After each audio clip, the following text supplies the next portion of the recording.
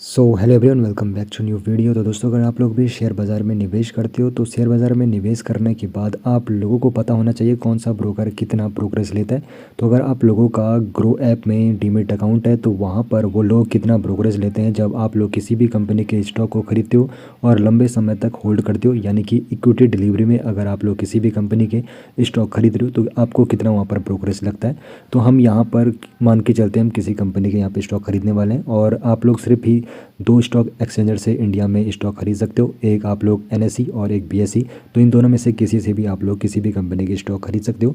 तो हम यहाँ पर नेशनल स्टॉक एक्सचेंज से किसी भी कंपनी के स्टॉक यहाँ पर खरीद लेंगे। तो हम यहाँ पर एग्जांपल के तौर पर चल रहे हैं तो कोई भी सी कंपनी XYG नाम से, तो हम यहाँ पर 50 शेयर खरीदने वाले हैं उस कंपनी के। और आपको बता दूँ, ये हम यहाँ पर डिलीवरी पर ले रहे हैं, यानी कि जिस दिन शेयर खरीदेंगे तो लगभग एक टाइम पीरियड तक हम अपने पास होल्ड करेंगे उन शेयर को। तो हमने यहाँ पर 100 रुपये की कीमत पर वो शेयर खरीदा, यानी कि जो XYG जो कंपनी है, जब उसका जो शेयर प्राइस था 100 रुपये था, उस वक्त हमने 50 शेयर खरीद दिए। और जब शेयर की कीमत लगभग अगर 3 साल तक वेट किया, 3 साल के बाद अगर शेयर की कीमत 150 हो जाती है, तब हमारा जो मन करता है कि अब हम उसे बेचना चाहते हैं और अपना प्रॉफिट बुक करना चाहते हैं, तो फिर यहाँ पर ग्रो ऐप के जरिए आपको कितना ब्रोकरेज लगने वाला है तो वो बता देता हूँ।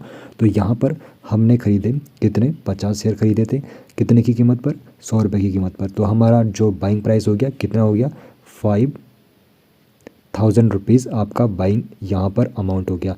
उसके बाद आप लोगों ने 150 रुपये की कीमत पर बेचा, कितने शेयर बेचे, टोटल 50 शेयर बेचे, तो 15 पंजे 75,000 आपका सेलिंग प्राइस यहाँ पर हो गया। तो अब आप इन दोनों को जोड़ोगे तो यहाँ पर कितना होगा 12,500। ये आपका पूरा क्या हो गया, टर्नओवर हो गया। तो 12,500 टर्नओवर होगा, जिसमें आपका बाइंग प्राइस और सेलिंग प्राइस ऐड ऑन हो जाता है। उसके बाद आपका जो प्रॉफिट एंड लॉस यहाँ पर रहेगा, तो आपने 100 में ख़रीदा और 150 में बेचा, तो डेफिनेटली बात है आपका प्रॉफिट होगा 2500 का आपका प्रॉफिट होगा। तो क्या ये 2500 का होगा वो भी आपको बता देता हूँ, लेकिन उससे पहले आपको चार्ज यहाँ पर बता देता हूँ। तो यहाँ पर प्रॉफिट तो आपका 2500 का बन रहा है, लेकिन उसमें आपको चार्जेस देना है। तो टोटल चार्ज आपको यहाँ पे 50 शेयर का पड़ेगा। ग्रो ऐप का जो चार्ज पड़ेगा आपको यहाँ पर 50 शेयर के लिए 12 रुपये 50 पैसे तक पड़ेगा।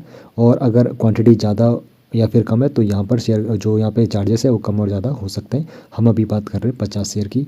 तो यहाँ पे सिर्फ ग्रो एप्लीकेशन का जो चार्जेस है 12 रुपये 50 पैसा है। उसके बाद नॉन ग्रो चार्जेस, जिसमें सिक्योरिटी ट्रांजेक्शन टैक्स आता है, STT आता है, उसके बाद एक्सचेंज चार्जेस आता है, सेबी का टर्नओवर फीस आता है, GST आता है, स्टैम्प ड्यूटी आता है। तो यहाँ पर ये चार्जेस भी वेरी करेगा अगर आपका क्वांटिटी कम और ज़्यादा है। तो यहाँ पर 50 शेयर का हमें जो ग्रो एप्लीकेशन में चार्जेस पड़ा 12 रुपये 50 पैसा। उसके बाद नॉन ग्रो चार्जेस हमारा इतना पड़ा, तो अब हमारा जो नेट प्रॉफिट बनेगा तो वो 2471 बन जाएगा। तो इस प्रकार अगर आप लोग किसी भी कंपनी के शेयर खरीदते हो तो इस प्रकार का चार्जेस आपको देखने को मिलेगा। बाकी जितना अगर आप लोग क्वांटिटी अपना शेयर का बढ़ाते हो, शेयर प्राइस अगर ज़्यादा रहता है, तो फिर ग्रो का जो चार्जेस रहता है वो भी आपको ज़्यादा देखने को मिलने वाला है।